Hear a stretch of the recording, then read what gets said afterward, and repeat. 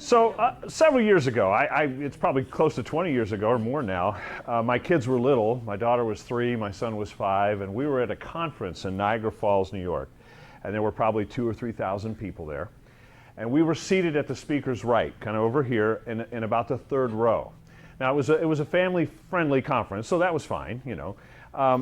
And the speaker, as we sometimes do, got a little wired, a little excited at one point, you know.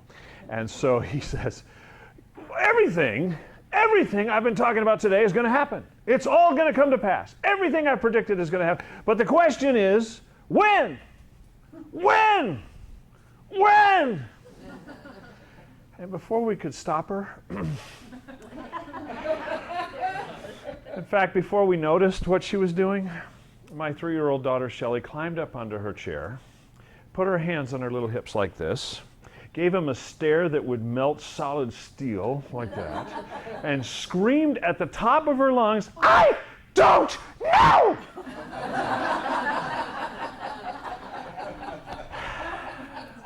She brought the house down. The speaker couldn't continue, literally backed away. He just, he did this.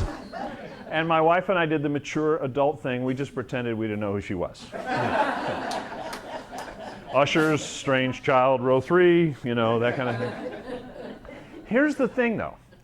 At 3 years of age, 3 years old, she understood him, right? He'd made a connection with her.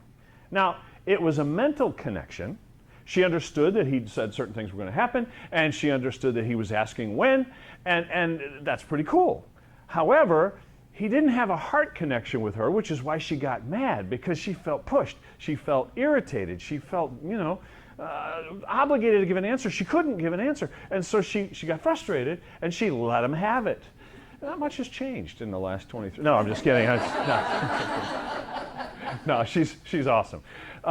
Every time I tell that story, by the way, and I am a part-time pastor, joke about the AFAB thing earlier, but I always think of the story that I heard about a preacher who was reading a verse and trying to get some audience reaction. And of course, he'd been trained, like all of us have, at certain things that we do to try to make a connection with people, right? He'd been taught to gesture, he'd been taught to do all that stuff. So he reads the verse, and he uses dramatic inflection. He says, "Behold, I come quickly." Got nothing. Nothing. I mean, it was just flat line. So he says, well, I better improve my gestures. So he backs up about 5 feet and he says, "Behold, I come quickly." Nothing. I mean, no amen, no, nothing. So he backs up about 15, 20 feet, takes a running start, leaps into the air, "Behold!" Trips over the podium, flips off the platform, lands in this lady's row in the front row, Bibles flying, shoes and everything. He gets her up, he says, "I'm so sorry, I don't know what happened." She says, "It's okay, preacher, I should have been ready. You warned me 3 times, you was on your way." Yeah. Been there, done that, got the t-shirt. Don't want to wear it. Here's the thing. Everything I was taught, and I can't speak for everyone, but I imagine I'll get a couple of nods in this.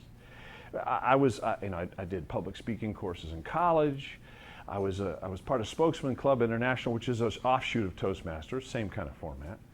I did in seminary homiletics, preaching and apologetics, trying to convince and make art. I did sales training. I took the Holden selling courses, Fox-based selling, feature, function, benefit, all that stuff. I heard it all. And 95% of it had to do with how to make a connection here, but not much at all talked about how to make a connection here. And I've called this the 18-inch journey, which is the longest journey from the head to the heart. I understood, and I was told to gesture and to stand a certain way and to speak a certain way. But I wasn't really told how to make a bond and establish a relationship with an audience, let alone one-on-one, that would really last. But isn't that what matters most? And when I say what matters most, I don't just mean socially or relationally in terms of family. I mean in terms of having the opportunity to make a difference, to add value to customers, to clients, to people that we work with and care about, to employees and with employees. It's that heart connection that matters the most. So for many years, I did sales and marketing in the tech sector. I did recruiting, both in healthcare and the tech sector as well. I went into ministry pretty much full time since '92, but still dabbled in business here and there, especially working for small churches that couldn't afford me at times, I've done chaplaincy in a lot of different companies. And what I found is just that. There's a lot of information out there that tells us how to convince somebody or explain something or teach something, but not a whole lot about how to make a connection here. And that's what I do. I got certified with the John Maxwell Group this year. Followed John's stuff for years, loved it, but decided to bite the bullet and go ahead and get certified to teach what John teaches. Now, John wrote a book a few years ago called Everybody Communicates, but Few Connect. And it has become the basis for half-day workshops that I do and coaching that I do and other things as well. And I absolutely love it. And so, I think for me the biggest challenge is being able to help people answer the 3 questions that everybody asks when they meet us. And I'll give you those quickly, and then won't have time to develop it much, but I'm happy to talk to you offline, and that's pretty much what I do in the workshop, is answer these 3 questions, or really help people answer these questions with a resounding yes. The first question people ask when they meet us or when they hear us speak is, do you care about me? Now, I don't mean do you care about my business? I don't mean do you care about my wallet? I don't mean do you care about my mission or yours? They don't mean that. The question is, do you as a person, as a human being, really care about me as a person? And the answer must be yes if we want that heart connection that's going to last. And there are ways to answer that question with a yes. There are ways to answer that question with a no real fast too. And we have to be sincere in order for that to work. Second question everybody asks is, can I trust you? Can I trust you? And this is where it gets really ironic, because what I was taught to do was to dress for success and speak with perfect diction and have the appropriate gestures. But in fact, what audiences feel and what people feel one-on-one or in small groups is, if I'm too perfect, I'm not trustworthy. I'll mention a name, and I don't care what side of the political spectrum you're on, I'll just throw it out there. Mitt Romney. Doug and I were talking about Steve Siebold. Steve Siebold's a critical thinking guru, and he teaches the Bill Gove workshop that I took. Steve was an unofficial consultant to the Romney campaign.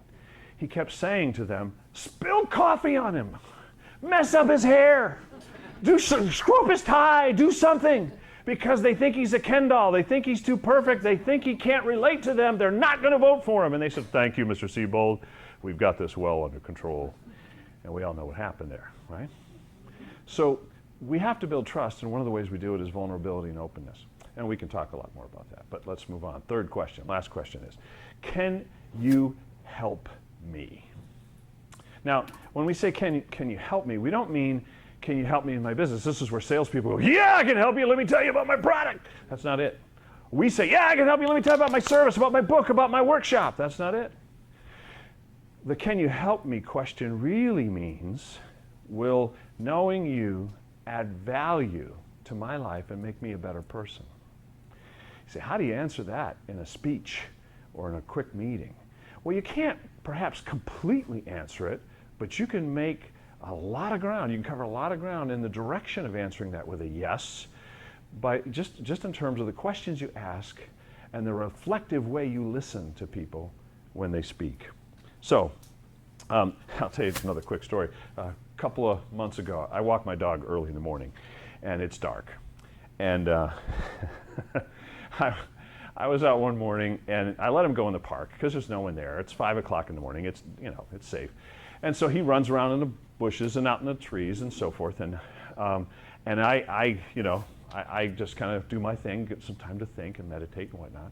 So this one morning, he's running through the brush and he's doing his thing, and I'm walking along, and I hear this voice, Joel, Joel, Joel. And yeah, I'm thinking, I'm like, who's that? I'm looking around, I'm looking out across the park to the trees, the houses, to see if there's anyone calling their dog. Not that they'd name their dog Joel, but I don't know what. I'm a man of faith, so I thought, is it my time? I figured maybe I was imagining things, so I kept walking, and then I heard, Joel, Joel, Joel. It was coming from my pocket. I had butt dialed a friend on my cell phone. He was very intently trying to get me to turn it off and leave him alone at 5 a.m. I tell you that for this reason. I'll close with this. You all have a voice. You've all heard the call to do what you do. You all do it because you care about adding value to people's lives. I see that and I hear that in your voice, in your voices and in your words, what you're saying, and your actions, your body language. That's why we're here. My encouragement to you is follow that, pursue that, but make a connection with the heart and watch your business soar. Thank you guys. Appreciate it.